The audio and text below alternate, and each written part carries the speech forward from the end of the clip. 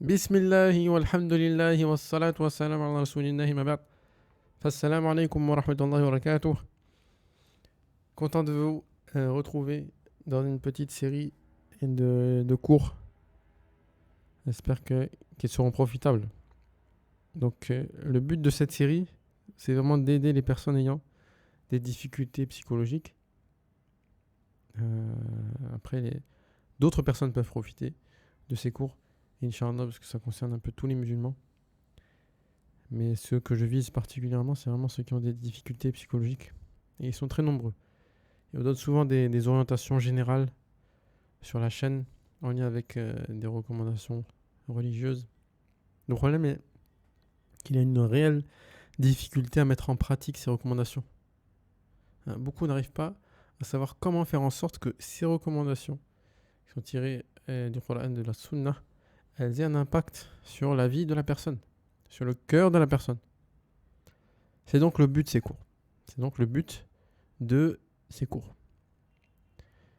On va essayer de vous prendre par la main, ceux qui veulent, ceux qui en ont besoin, vers cet état de bien-être, cette saveur de la foi. Bien sûr, nous on fait que des causes et c'est Allah qui donne. Mais ce paradis dans lequel on peut être avant le paradis de l'au-delà, on va essayer de vous donner des éléments qui vont vous permettre d'y accéder. Et il est important ici de savoir que ça ne se fait pas tout seul. Ça ne va pas se faire seul. C'est-à-dire que ceux qui voudront profiter de ces cours devront faire un certain travail. Et on va le résumer comme suit. D'abord, il faudra écouter attentivement les cours et pas se contenter des résumés. Je vais faire des résumés parce que je sais que les personnes ont du mal. On est à l'époque de TikTok, de l'audio d'une minute, de la vidéo d'une minute. C'est vraiment triste. Mais c'est comme ça. Donc on va essayer de faire des résumés. Mais celui qui veut vraiment tirer un profit, il ne faut pas qu'il se contente des résumés. Et il ne faut pas hésiter à participer derrière l'écran. C'est-à-dire que moi, si je pose une question, si je te parle à toi qui est en train d'écouter, eh bien tu réponds. Tu es actif. Il faut vraiment que le cœur soit éveillé pour profiter. Et là, je pense que je vais essayer d'utiliser le tutoiement durant ces cours parce que je pense que ça aurait plus d'impact. Et c'est vraiment le but. C'est vraiment de toucher les cœurs. Donc, écoutez attentivement tous les cours. C'est important. Et écoutez tous les cours. Ne pas se contenter d'une partie. Par exemple, il y aura une partie sur le Waswas qui sera même à la fin. Mais il y a un cheminement en fait. On a beaucoup de patients concernant le Waswas ces derniers jours, ces dernières semaines, ces derniers mois. Une demande qui est tellement importante que on a beaucoup de mal à répondre à toutes les demandes. Avec le suivi qui serait nécessaire. On aurait presque même envie d'ouvrir une clinique sur le Waswas pour pouvoir accompagner les gens mieux. On a la capacité pour le moment. Donc, ouais,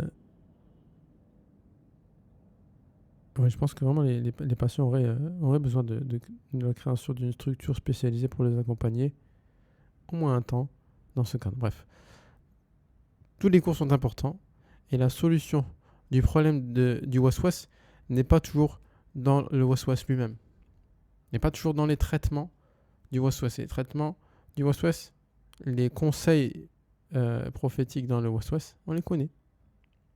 Pourquoi on n'arrive pas à les mettre en pratique? Pourquoi ils n'ont pas d'effet sur nous? Parce qu'il y a quelque chose avant cela. Quelqu'un qui sait que, par exemple, le fait de suivre le waswas, c'est une contradiction avec la sunna. Si son cœur il est totalement attaché à la sunna, il aura plus de facilité à délaisser ses pensées. Vous avez al-khamr, le vin, il a été interdit à Médine. Alors que le prophète sallam était à la Mecque pendant 13 ans. Pendant 13 ans. Il y a les compagnons, ils ont eu la foi qui a été augmentée pendant tout ce temps, qui a été construite, qui a été renforcée. Au point où quand on leur a dit, quand il est descendu le verset d'interdiction, ils l'ont délaissé tout de suite, sans vraiment de difficulté. Donc, bien suivre tous les cours. Il y a un enchaînement que le cheikh suit avec les choses essentielles au début, les choses importantes. Et toutes ces choses qui sont avant le problème qu'on va aborder de waswas, eh bien, ils vont aider à faciliter justement le fait de mettre en pratique ces recommandations et qu'elles aient un effet, qu'elles aient un impact. Comme il donne l'exemple sur le fait que les invocations, les évocations, les adhkar, eh bien, ce sont comme une arme. Et l'arme, on sait qu'elle est efficace, mais elle dépend de celui qui va l'utiliser. Quelle va être la force avec laquelle il va l'utiliser? Comment il va l'utiliser, avec précision ou pas? Donc ça, c'est des choses qui sont vraiment très importantes. Donc, écoutez attentivement les cours entiers, écoutez tous les cours, en commençant par le début. Là, je parle vraiment pour ceux qui veulent vraiment profiter au maximum des cours. Prendre des notes, en troisième point, c'est important. Ça, pour les notes, vous pouvez vous contenter du résumé. Mais vraiment écoutez toute explication afin de pouvoir comprendre. Une fois que vous avez la note, après vous avez le résumé, eh bien vous aurez plus de facilité à dire ouais, ce point-là, on a évoqué ceci, cela, donc je sais à quoi ça correspond, etc. Donc ça c'est important, prendre des notes, et ça va compléter les cours entiers que vous aurez écoutés. Et d'avoir ces notes, vraiment de se dire, voilà, je vais la mettre en pratique. Vous allez voir qu'on va voir des éléments, par exemple, sur le fait de tirer profit de sa prière. Comment avoir l'apaisement dans la prière? Eh bien, on va donner une série de points. Tous ces points, il faudra les noter.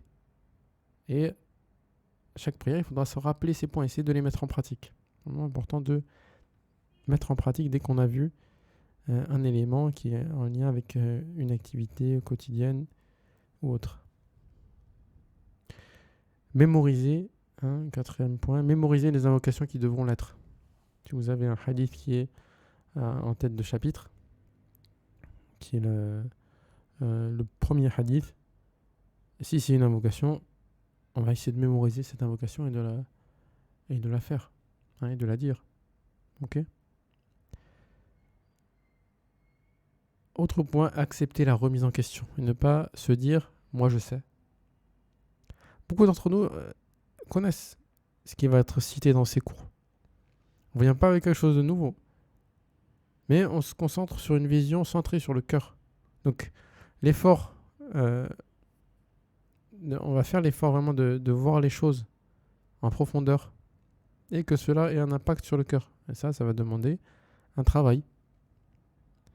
Ensuite, et c'est la base, et on va le voir dans les cours, l'ikhlas.